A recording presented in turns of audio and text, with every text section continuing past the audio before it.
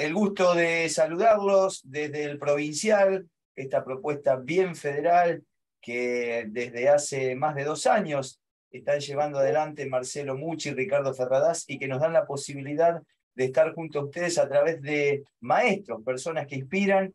Y hoy con una visita muy especial desde la serrana ciudad de Tandil, porque no solamente se trata de un amigo, sino también de alguien que admiro y respeto por todo lo que ha venido realizando a lo largo de su tarea docente, pero también seguramente a lo largo de esta charla vamos a estar adentrándonos en una serie de temas que tienen mucho de interesante para compartirlos con ustedes. Quiero darle la bienvenida a mi querido amigo, el licenciado Antonio Tony Ferrer. Bienvenido a Maestros, Personas que Inspiran por el Provincial.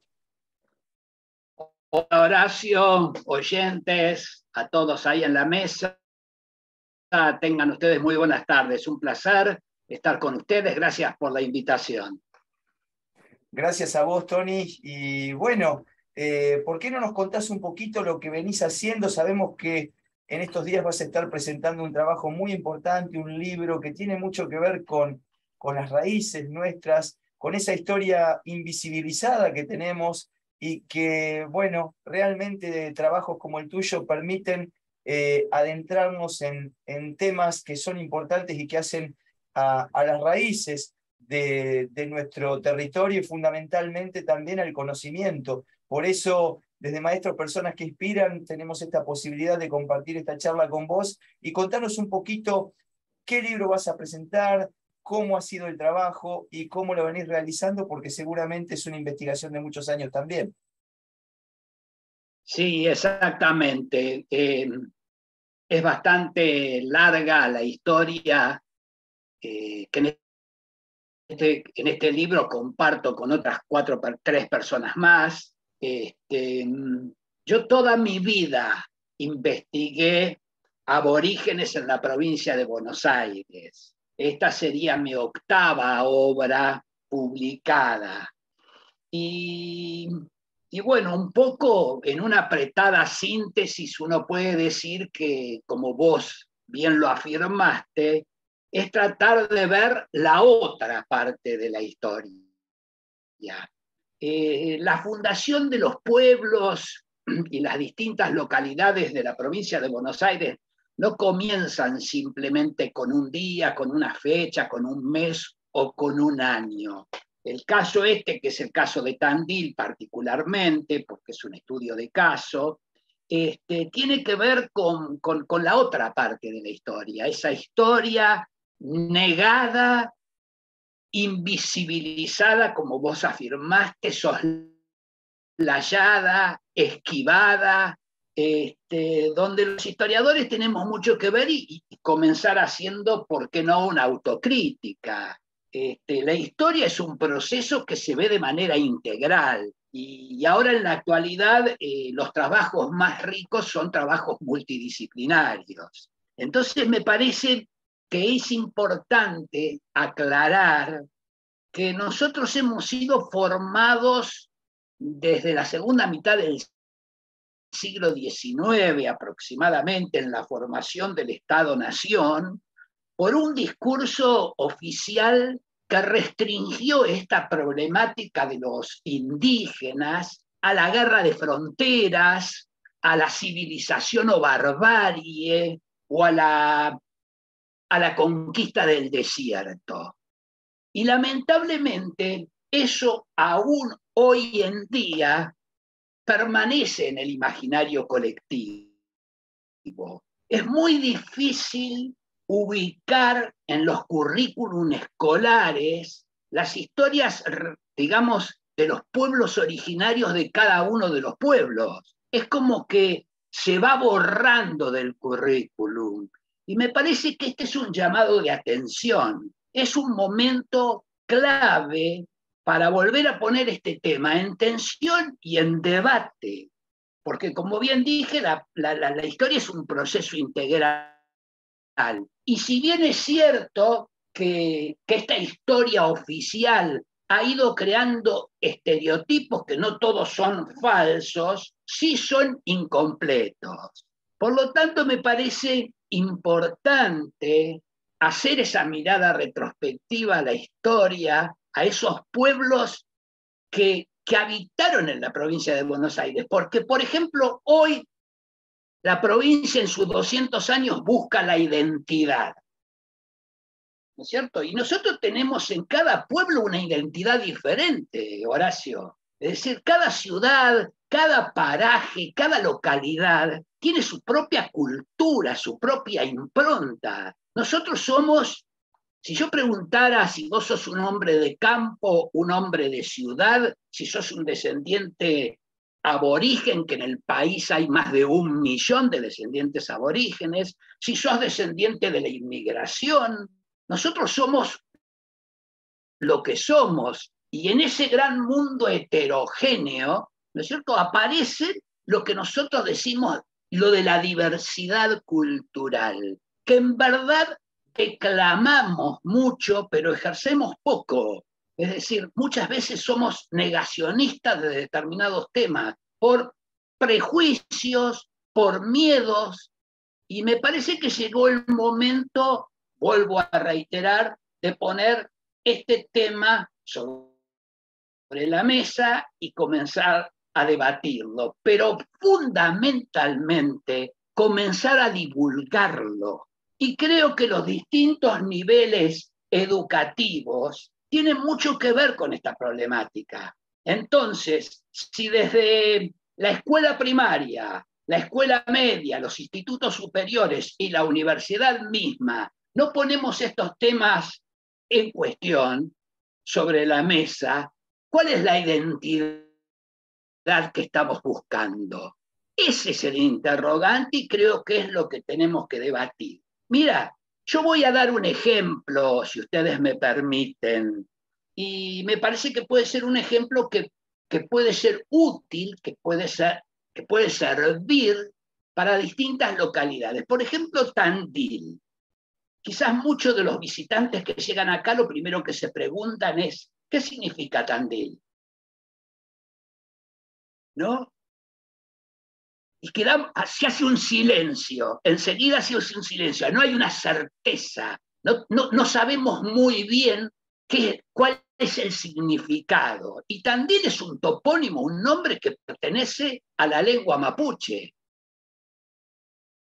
La lengua mapuche, que tiene más de 12.000 vocablos, fue en verdad puesta en valor como una lengua muy fina, muy interesante, que se sobreponía sobre las demás lenguas, y no lo está diciendo Ferrer, lo están diciendo Tomás Fallner, Félix de Augusta, Bernardo de Habetas, los estudiosos de los idiomas indígenas, han dicho que fue una lengua que dejó prácticamente teñido la región pampeana. Vos sabrás, y ustedes habrán escuchado infinitamente, que parajes, estancias tienen nombres de la lengua mapuche, del mapudungún. Incluso chicos que hoy nacen llevan nombres mapuches. Sus padres les ponen esos nombres. Tandil es un topónimo mapuche que significa piedra que late. ¿Es la acepción correcta? Y no sé, muchos investigadores locales y regionales han dicho es piedra que late, piedra que se mueve, piedra que se desbarranca, lugar de piedra para la reunión, pero en definitiva, Tandil es piedra, Tandil es la ciudad de las sierras. Y la piedra ha sido muy importante para las comunidades indígenas, porque con la piedra hicieron parte de su hábitat, de sus instrumentos, de sus utensilios, de sus armas. Entonces, indudablemente los indígenas tenían una relación con estos monumentos megalíticos, yo diría, tipo mágico religioso. Lo vinculaban con sus antepasados. Y entonces yo les pregunto acá en Tandil, ¿y nosotros, los contemporáneos, tenemos alguna relación con la piedra? Y por supuesto, nuestro ícono emblemático e identitario más importante es la piedra movediza. La piedra movediza para nosotros es la joya más preciada. Mira, les voy a contar algo. En el año 1866, permítanme que salga de la cronología, digamos, que enfoca mi obra en esta ocasión. En el año 1866, un grupo de vecinos de Tandil hace una gran manifestación y le escribe al intendente que quiere que cese la explotación pedrera, de la industria pedrera al pie de la sierra de donde estaba, digamos, la movediza. Y el intendente Dufour en ese momento va y clausura esta industria pedrera, porque la movediza fue una joya para todos los tandilenses y aún hoy lo es. Más allá de que sea una réplica, diría Mircea Eliade, la piedra tiene una fuerza particular, la piedra permanece, es algo incorruptible, es algo que está allí. Entonces, una de las cosas que uno tiene que ver es que esto no fue un desierto, y acá vivieron miles de personas, vivieron familias que tuvieron pasiones, que tuvieron dignidad, y que en verdad estuvieron asentadas en todo lo que es el sistema de Tandilia. Ojo, Horacio, te digo a vos que sos necochense, y yo también soy necochense, pero viví toda mi vida en Tandil. También ustedes tienen una historia con los tehuelches, con el famoso corral de Malaltuel. También tienen historia, y muchas localidades también la tendrán con otras parcialidades, porque en la provincia de Buenos Aires hemos asistido durante muchos años a una gran confusión. Cualquiera que fue a la escuela le enseñaron que los indios que andaban en la provincia de Buenos Aires eran todos pampas. Y ese fue un gran error. Mi abuelo aprendió que eran los pampas. Mi padre también repetía los pampas. A mí me enseñaron que eran los pampas. A mi hijo también. Y así sucesivamente. Pero pampas se lo denominaba genéricamente por lo territorial, porque habitaban en la pampa, pero aquí hubo pampas, tehuelches, serranos, que son los guenaquén, y mapuches en esa gran araucanización de la pampa. Entonces sería mucho mejor haberlos estudiado por su lengua, por sus costumbres, para tratar de interpretar quiénes fueron los pueblos originarios de cada una de las localidades a la cual nosotros pertenecemos.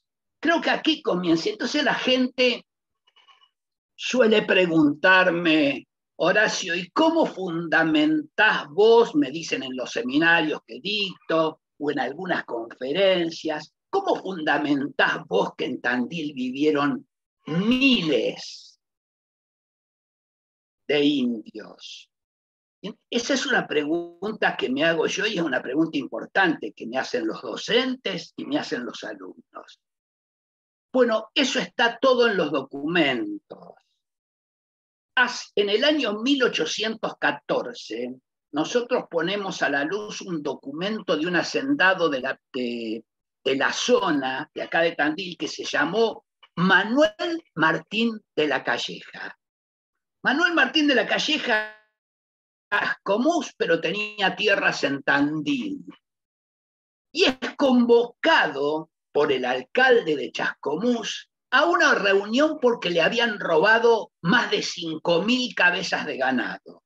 Manuel Martín de la Calleja no puede ir a la reunión, entonces le hace una nota diciéndole, no puedo concurrir a esa reunión, pero les aconsejo que si vienen por este lugar donde yo tengo mis tierras, desde las nacientes del arroyo Chapaleofú, arroyo pantanoso en lengua mapuche, está prácticamente tachonada ambas márgenes por miles de indios y cientos de familias, porque aquí se realiza la gran feria del Chapaleofú, donde concurren chilenos, ranqueles, tehuelches, serranos a comercializar sus productos.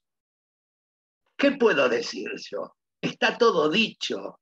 Era un lugar de un asentamiento, no era un desierto, ni ambientalmente hablando, ni demográficamente. Estaba prácticamente poblada por cientos y cientos de familias. Y acá comercializaban o trocaban sus productos, como era sal, pieles, cueros, tejidos, y solamente había un comercio intertribal, es decir, entre esas tribus, o también había comercio con la población hispano-criolla, que es otra de las preguntas que nos tenemos que hacer, porque la frontera no era solamente un límite.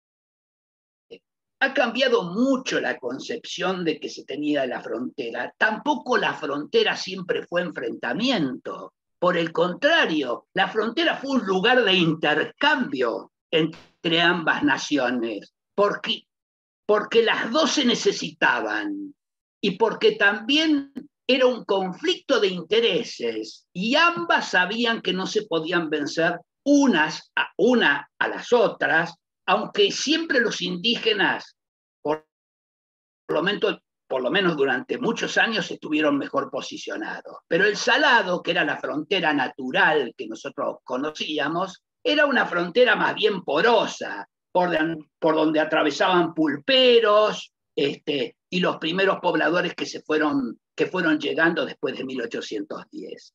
Entonces, me parece que llegó el momento que tenemos que hacer, digamos, un estudio más profundo de estos temas. Y debemos contársela a las futuras generaciones, a nuestros alumnos, ¿no es cierto?, que esperan y muchas veces nos preguntan, ¿no? ¿De dónde salió esto? Es decir, me parece que tenemos una deuda, una asignatura pendiente en estos temas. Y otra pregunta que uno se podría hacer, Horacio, es ¿qué producto comercializábamos con la población hispano-criolla? Lo deben saber ustedes. Hubo dos productos, digo dos por mencionar dos, porque si no llevaría esto muchísimo tiempo, pero hay dos productos que son significativos.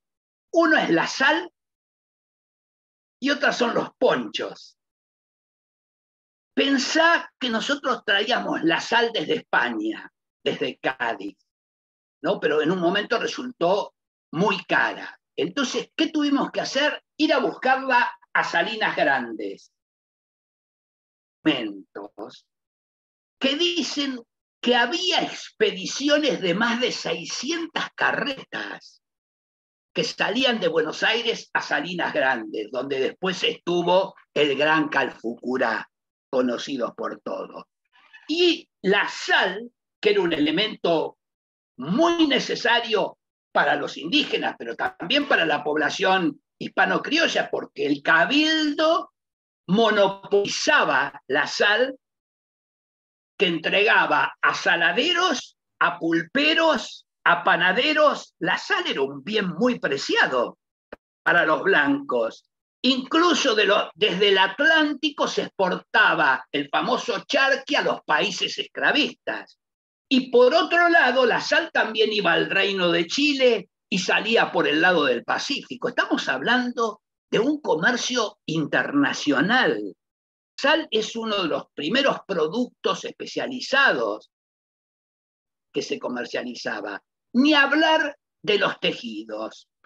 Los ponchos mapuches que utilizaron las mismas tropas argentinas, porque el gobierno argentino, y existe esto en la documentación en el Archivo General de la Nación, compraba de a 2.000 ponchos para la tropa, porque eran muy abrigados, eran impermeables y aparte no perdían el color.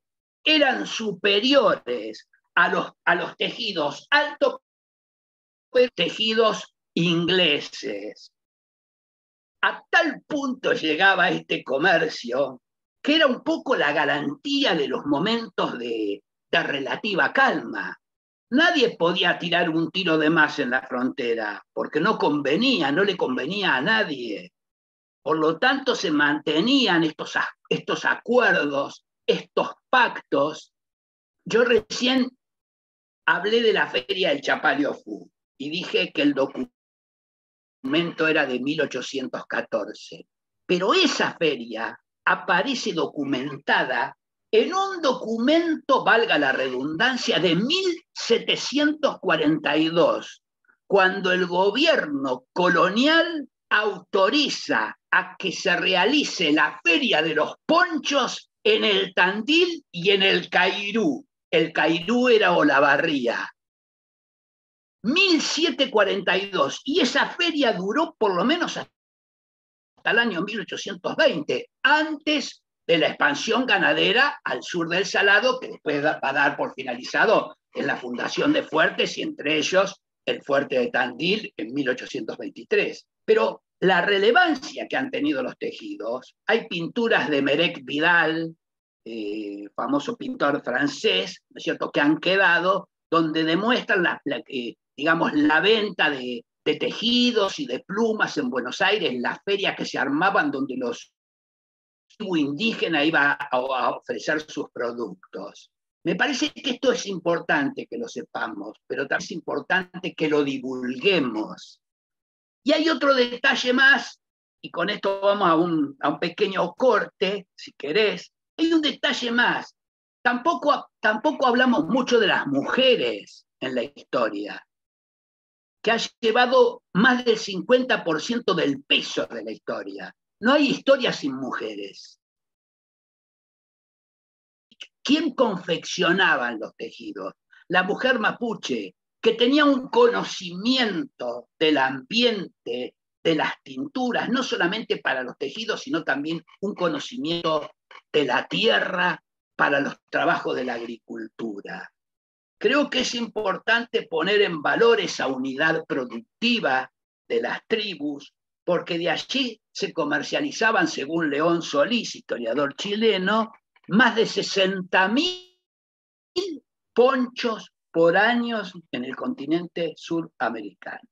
Fíjate qué panorama, qué gran cosmovisión tenemos de un mundo que, digo un mundo entre comillas, que hemos contado muy poco, que no lo hemos mencionado, que algo nos ha pasado y que muchas veces el trabajo del historiador lo terminó tomando el arqueólogo, porque puso más en valor este tipo de cosas que los mismos historiadores. Yo tengo una obra muy conocida, Horacio, vos sabés muy bien, Los Corrales de Piedra, que bueno, de esto podemos hablar también un rato porque es un tema sumamente importante.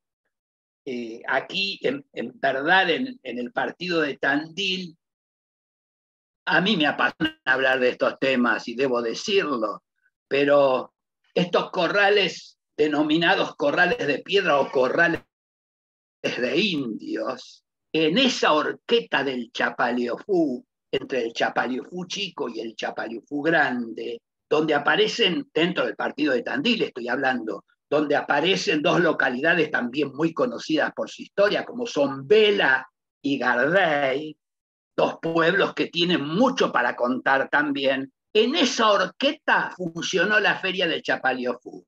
Y voy a decir algo que me enorgullece, porque esto lo he trabajado con la doctora Victoria Pedrota y ella ha continuado con este trabajo mucho más adelante. Hay 43 construcciones de piedra, 43 solamente en esa horqueta. Redondas, cuadradas, rectangulares, sin perímetro fijo, que servían las de gran porte para encerrar ganado vacuno y equino, y los corrales más pequeños para encerrar las ovejas. Pero además servían como defensa, servían como lugar para la subsistencia, para el trabajo familiar, servían de observatorios en la cima de los cerros. Los corrales de piedra han sido un gran interrogante y aún lo son en el partido de Tandil. Por suerte están dentro del partido y se pueden estudiar. El fuerte de la independencia duró a Corrales de Piedra, estos 43 que menciono, todavía están de pie, porque los indígenas utilizaron un sistema que se conoce como el sistema de piedra seca, que consiste en encajar piedra sobre piedra sin ningún tipo de argamasa. Y vos te preguntarás, bueno, pero ¿cómo son los corrales? Y bueno, hay algunos que superan 1 hectárea de grande, 1,5 hectáreas, con muros de más de 2 metros de altura, algunos con doble muro y sus intersticios rellenados con piedras más pequeñas. Pero para que observen ustedes a través de mi relato cuál es lo más relevante de esos muros, es que uno puede caminar arriba de un muro y no se ve de un lado hacia el otro del muro. Tienen orificios de desagüe y están en lugares con un declive para que no se inunden.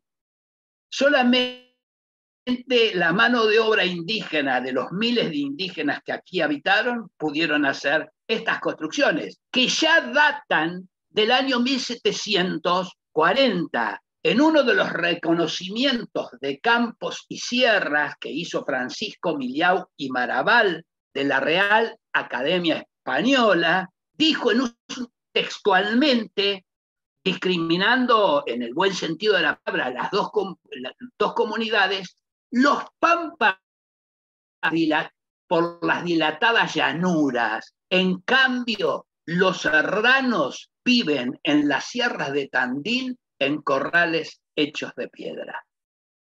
Estoy diciendo una fuente édita, de primera mano, de un protagonista que estuvo allí y relató lo que vio para la corona española. Realmente es un lujo escucharte, Tony, un lujo, porque realmente no hemos tenido la posibilidad de adentrarnos en estos temas y fundamentalmente a partir de cuestiones que a uno le llaman la atención. Le recuerdo a nuestra audiencia que Tony también nos acompañó y nos brindó una charla maravillosa en oportunidad del homenaje a Martín Miguel de Güemes que hicimos desde el provincial, del cual participaron escuelas de todas las provincias argentinas, más de 40.000 chicos, y también participaron países hermanos del continente americano. Pero la pregunta en estos últimos 8 minutos que nos quedan de programa es ¿por qué crees que existe esta invisibilización de nuestra historia? Si entendés que es por un tema como vos lo planteabas, hemos dejado por ahí los historiadores de investigar, o qué es lo que ha pasado para que exista esta invisibilización de algo tan importante como son las raíces de nuestra tierra. Sí, quizás tendría que haber profundizado un poco más, Horacio. Vos sabés cómo son estos tiempos televisivos, y yo soy de la vieja generación, que me gusta cuando hablo poder mirar a la gente a los ojos y poder transmitir esa sintonía fina, ¿no?, que uno tiene cuando cuenta este tipo de cosas.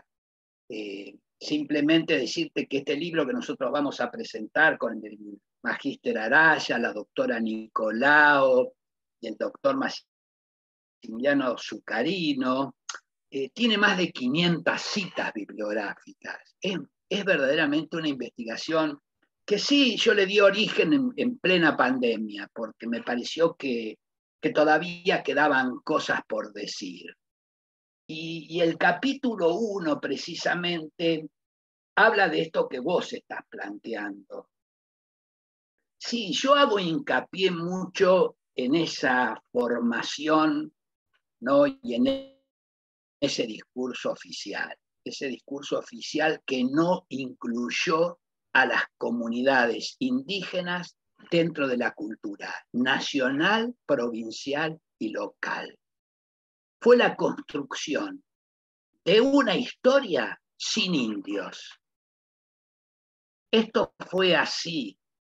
Y lamentablemente, además de lo que yo había señalado, ¿no?, porque circunscribir todo a eso a la guerra de fronteras era una manera de legitimar la apropiación de las tierras. Y entonces lo que me parece importante y lo que a mí más me hizo ruido de todo esto es cómo de alguna manera, y no es una crítica destructiva la que estoy diciendo, porque la educación también es política, pero cómo la educación a través de sus libros de textos acompañó este discurso. Sí, nosotros aprendimos con textos que verdaderamente repetían lo que repetía una historia oficial, lamentablemente. Entonces crecimos de esta manera y cuando comenzamos a debatir y todo, de repente aparecen determinados hechos actuales que nos hacen retroceder 30 años en lo que enseñamos. Es complejo y no es que quiera rehusar, al contrario, yo creo que el eje del libro está en tu pregunta, ¿por qué invisibilizamos? Y bueno, nosotros es la octava obra que vamos a poner nuevamente esto con nuevos detalles a la luz. Y yo creo que va a ser una lucha hasta también ideológica. Hace poco tiempo la provincia de Buenos Aires, por suerte, hizo una especialización muy buena sobre la identidad de los bonaerenses, donde yo la hice porque en verdad me interesaba y colaboré mucho y hablé mucho de este tipo de temas. Tenemos ya un formato de ese discurso que por un lado en la Constitución misma de 1853 aceptaba a los indios como ciudadanos convertidos al catolicismo, mientras había otro artículo que hablaba sobre la libertad de culto para los inmigrantes. Qué gran contradicción. Entonces, acá no se trata de tomar parte de un lado o del otro, se trata de ver la historia de manera integral, porque mirar solamente una parte de la historia o darle las espaldas a la frontera no significa que vamos a negar la existencia de lo que allí sucedió. Por eso digo, ¿no? Me parece importante que cuando hablemos de identidad, cuando hablemos de los ancestros, cuando hablemos de nuestras raíces antropológicas, cuando nosotros nos preguntamos sobre nuestra identidad, comenzamos a imaginar, comenzamos a construir, comenzamos a tratar de descubrir qué nos identifica, qué nos muestra, qué nos hace pensar lo que somos, qué nos impulsa a ser lo que somos. Y en verdad, lo que somos, la memoria que tenemos. No hay historia sin memoria.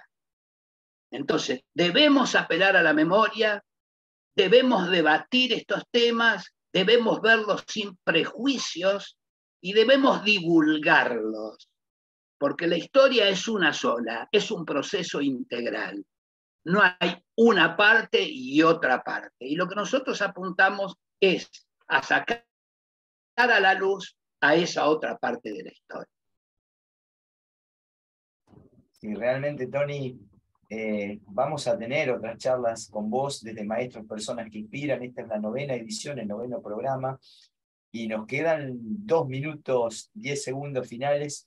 De mi parte siempre le dejo el momento final a los invitados para que expresen lo que quieran. Agradecerle a Marcelo Mucci y Ricardo Ferradas esta posibilidad desde el provincial de poder tratar todos estos temas.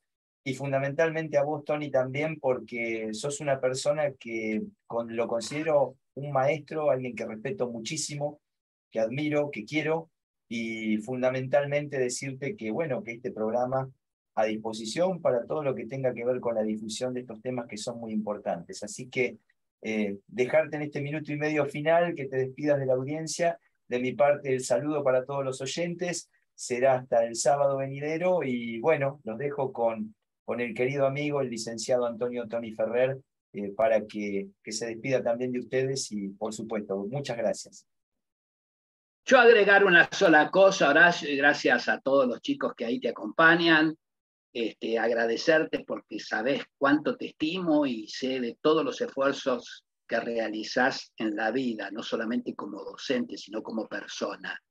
Eso en primer lugar. En segundo lugar es que yo soy un docente investigador en la universidad, pero soy un docente del nivel medio. Y con estos temas, yo soy fundador de museos. Y uno de los museos más importantes que yo fundé, que está en María Ignacia Vela, que es un museo histórico y de ciencias naturales, lo hice con los jóvenes, enseñándole y mostrándole cuál era la historia del lugar.